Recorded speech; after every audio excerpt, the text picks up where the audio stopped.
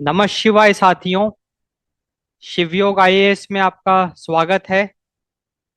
तो आज के लेक्चर में हम लोग डिस्कस करेंगे about a recent deal between India and France, that is the India France inter governmental agreement for 26 Rafale. And वो जो राफेल है वो बेसिकली मैराइन फाइटर जेट्स है। तो बेसिकली अभी भारत और फ्रांस के बीच बीच में 26 राफेल्स की डील साइन हुई है। एंड ये काफ़ी बड़ा एंड इम्पॉर्टेंट डेवलपमेंट है, क्योंकि हमने देखा कि पिछले सालों में हम ऑलरेडी फ्रांस से बड़ी मात्रा में राइफल ले चुके हैं। एंड अब हम फिर से एक और बैच ऑफ राइफल हमने एक डील साइन करी है फॉर 26 राइफल्स। एंड ये जो राइफल है ये मैराइन फाइटर जेट है। जो पहले हमने राइफल लिया था फ्रांस से वो एयर फाइटर जेट है। तो एयर फाइटर जेट का मतलब it belongs to Indian air force. And ये जो मराइन फाइटर जेट है it belongs to Indian navy. तो ये जो मराइन फाइटर जेट्स होते हैं तो हमारे पास जो एयर कैरियर्स हैं, like INS Vikramaditya, INS Vikrant, वो जो बड़े बड़े जहाज होते हैं उनको हम एयर कैरियर कहते हैं। So they can hold these rifles and उनके ऊपर से हम राइफल को उड़ाएंगे। तो ये एक काफी इम्पोर्टेंट एस्पेक्ट है। ये इसलिए इम्पोर्टेंट है क्योंकि रिसेंट ईयर्स में इंडियन ओशन रीजन के अराउंड जो सिक्योरिटी कंसर्न है वो थोड़ा सा चिंताजनक है। स्पेशली अरेबियन सी हो गया। एंड अगर हम साउथ चाइना सी की बात करें तो डेफिनेटली इंडिया के बॉर्डर में तो वो आता नहीं है, बट उसके बावजूद भी जो इंडियन ओशन रीजन है it is getting connected to the South China China Sea. तो यहाँ पे इंडिया का एक स्ट्रेटेजिक प्रेजेंस होना बहुत जरूरी है in the region around Maldives also. तो उस पॉइंट ऑफ व्यू से ये काफी हमने बड़ा स्टेप एंड इम्पोर्टेंट स्टेप उठाया है।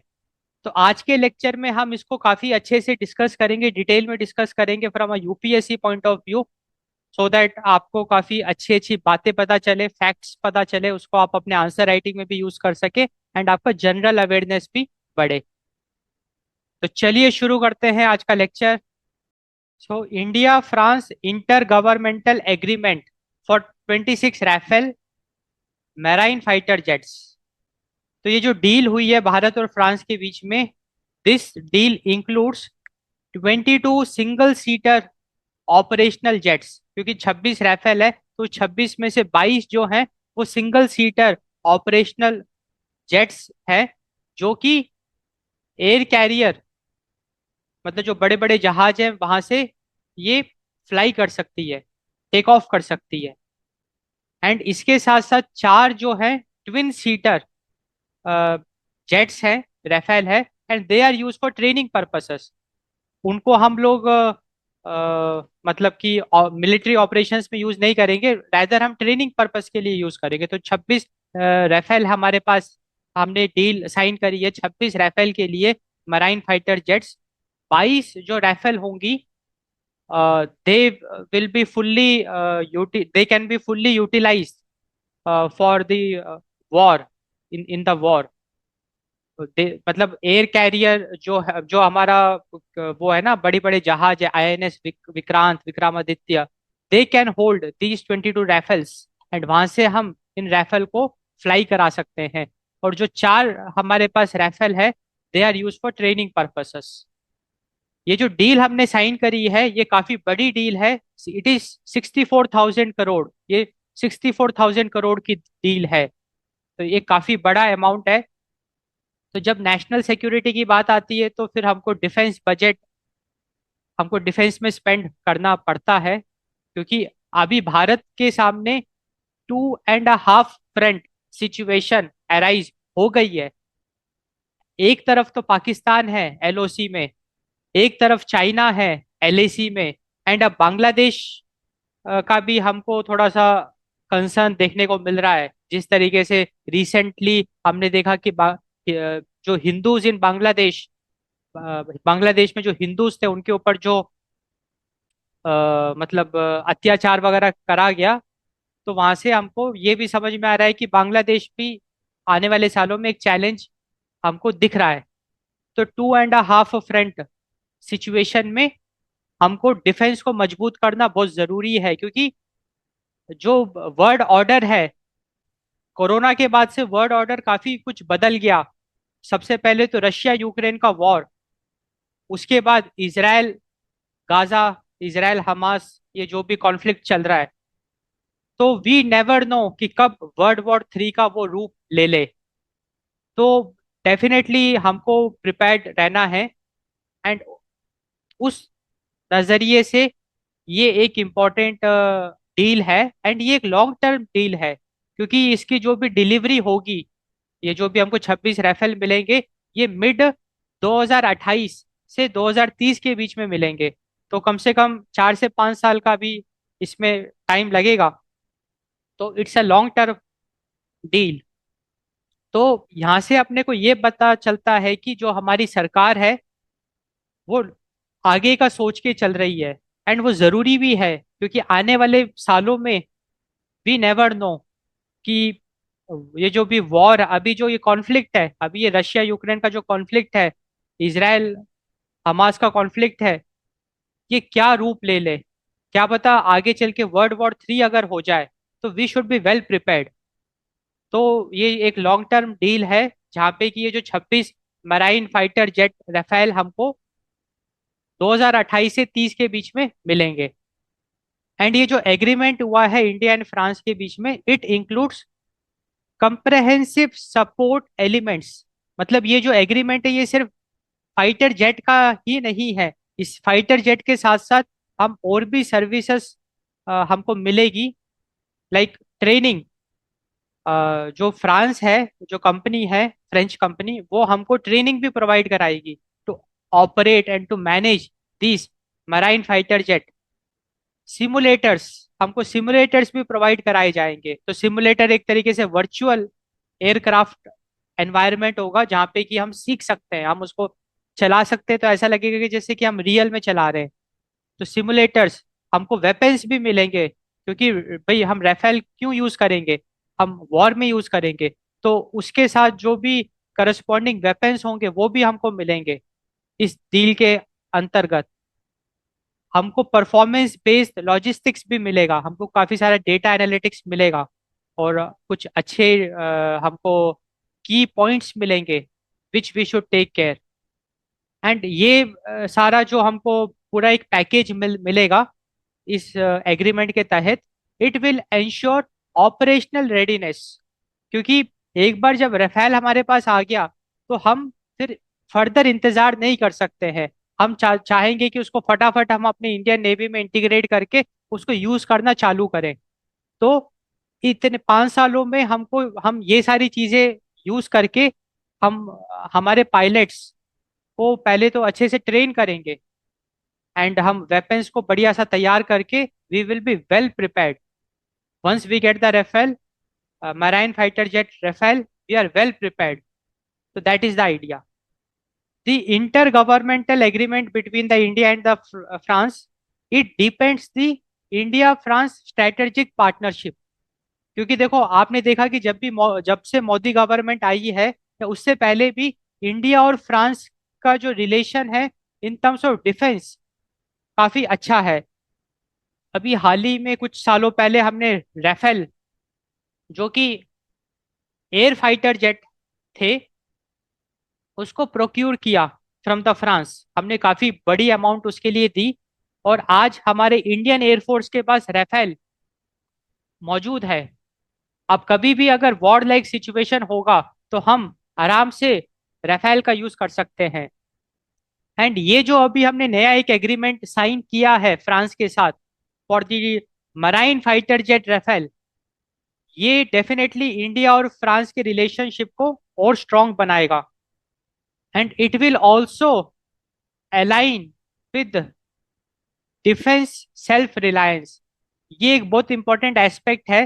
देखो बेसिकली जब से कोविड 19 हुआ है और हमने देखा कि हम लोग चाइना पे कितना ज्यादा डिपेंडेंट हैं, और चाइना ने भी काफी हम पे साइबर अटैक किए एंड हम पे प्रेशर क्रिएट करने की कोशिश करी। तो हमारी गवर्नमेंट ने एक प्लेज लिया, आत्मनिर्भर भारत का प्लेज लिया, कि हम अब से बाकी कंट्रियों पे जो हमारा डिपेंडेंस है उसको कम करेंगे and self production, self reliance बनेंगे, सेल्फ रिलायंट बनेंगे, आत्मनिर्भर बनेंगे, आत्मनिर्भर भारत, जहाँ पे कि भारत के अंदर ही चीजों की मैन्युफैक्चरिंग होगी।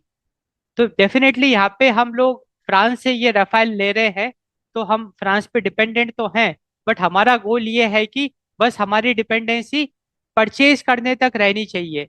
हम बस फ्रांस से ये Rafale marine fighter jet purchase करेंगे, उसके बाद इसका मेंटेनेंस और बाकी जो भी टेक्नोलॉजी इंटीग्रेशन है वो हम इन हाउस करेंगे, वो हम भारत में ही करेंगे। तो ये हमने मेक श्योर किया, तो हमने जो भी एग्रीमेंट किया फ्रांस के साथ उसमें ये सारे क्लॉज हमने मेंशन किए, जहाँ पे कि हमारा मेन फोकस था सेल्फ रिलायंस, डिपेंडेंसी को कम करना। And hence the agreement includes transfer of technology for integrating indigenous weapons like the Astra missile onto the Rafale platform. तो आइडिया ऐसा है कि भारत ने, लाइक हमारा जो डिफेंस रिसर्च है ना, डीआरडीओ, और हमारा क्या कहते हैं कि, तो हम लोगों ने काफी अच्छे लेवल पे रिसर्च कर करके कुछ टेक्नोलॉजी डेवलप करी है। उसमें से एक टेक्नोलॉजी है द अस्त्रा मिसाइल। ये हमारी इंडिजिनस, हमने भारत में इस चीज को बनाई है। तो हमने फ्रांस को कन्विंस किया कि आप लोग, लाइक फ्रांस क्या करेगा, जो फ्रेंच कंपनी है जो रफेल हमको देगी, वो अस्त्रा मिसाइल को इंटीग्रेट करके देगी। तो एक टेक्नोलॉजी, ट्रांसफर ऑफ टेक्नोलॉजी का भी हमने एग्रीमेंट में क्लॉज इंक्लूड किया है। एंड ये एक अच्छी चीज है कि भले ही हम रफेल हम बाहर का ले रहे हैं, बट उसमें जो मिसाइल सिस्टम होगा, लाइक अस्त्रा मिसाइल यूज होगा, इंटीग्रेट होगा, और वो जो अस्त्रा मिसाइल है वो भारत का है। इसके साथ साथ हमने ये भी मेक श्योर किया, इट मैंडेट्स, जो एग्रीमेंट है, it mandates setting up production facilities for Rafale fuselages. तो बेसिकली राफेल में यूज होने वाले काफी सारे जो कंपोनेंट जो बार बार हमको यूज रीयूज करने पड़ेंगे, क्योंकि भाई देखो, हमने एक बार जहाज ले लिया तो उसका मेंटेनेंस भी तो लगेगा। उसमें कितने सारे इक्विपमेंट्स खराब हो गए, उसको फिर से चेंज करो, उसका मेंटेनेंस करो। तो हमने ये एक मेक श्योर किया कि भारत के अंदर ही हम लोग प्रोडक्शन फैसिलिटी सेटअप करेंगे, जहाँ पे कि हम उसके जो कंपोनेंट्स होंगे उसको प्रोड्यूस करेंगे। And critical maintenance, repair and overhaul, that is MRO facilities for engines, sensors and weapons. हाँ, तो ये हम MRO, like maintenance, repair and overhaul facilities for engine, sensors and weapons, वो भी हम भारत में ही सेटअप करेंगे। तो कुल मिला के हमने एग्रीमेंट में ये मेक श्योर किया कि भले ही हम fighter jet, marine fighter jet हम फ्रांस से परचेज कर रहे हैं, बट इसकी जो मेंटेनेंस होगी वो हम भारत के अंदर ही करेंगे। एंड ये आत्मनिर्भर भारत का जो हमारा मिशन है उसके साथ ये अलाइंड है, इट इज अलाइंड।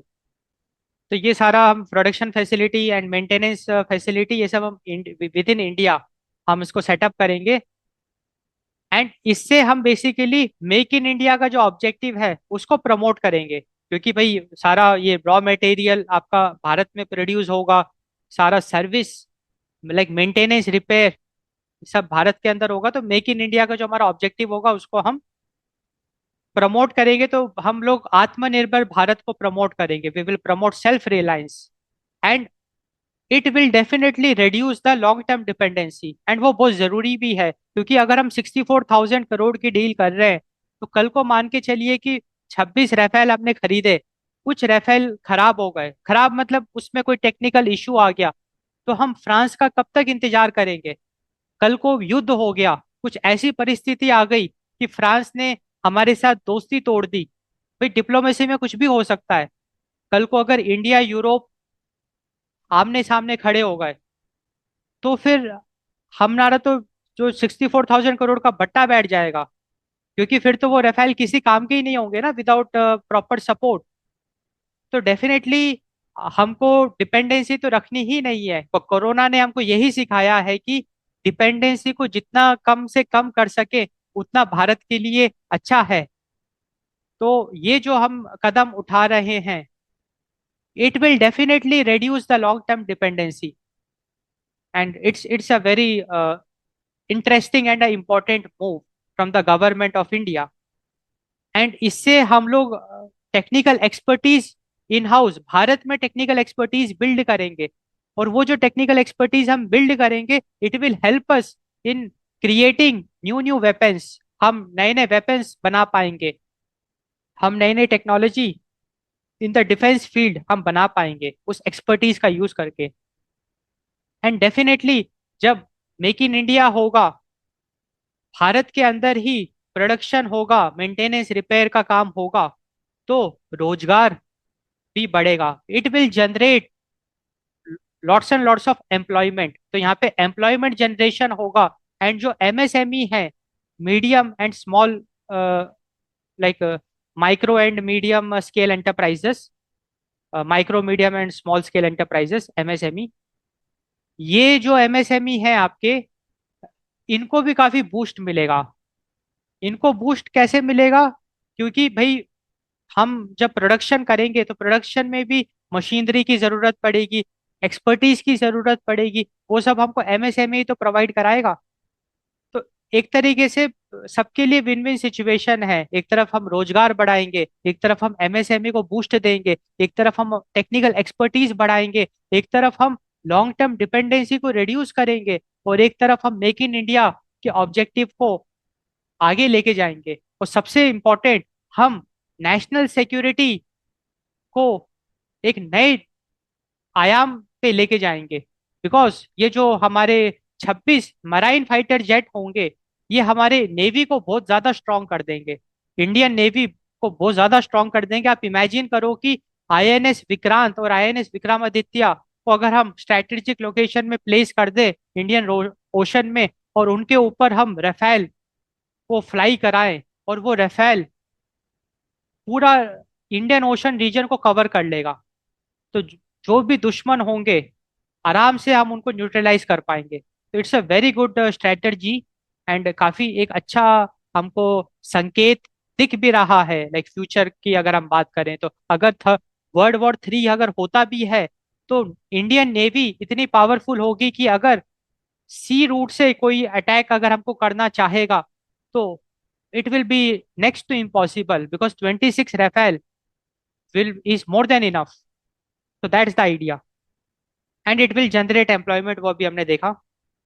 एंड ये जो हमारा एग्रीमेंट है, inter governmental agreement between India and France, it will also contribute to naval modernisation. तो जो हमारा इंडियन नेवी है, उसको ये मॉडर्नाइज करेगा। The Rafale M jet, that marine fighter jet, it will provide the navy with advanced carrier capable combat aircraft. Carrier capable मतलब जो हमारे कैरियर्स हैं, जो बड़े बड़े जहाज हैं, उनके ऊपर से ये उड़ सकते हैं।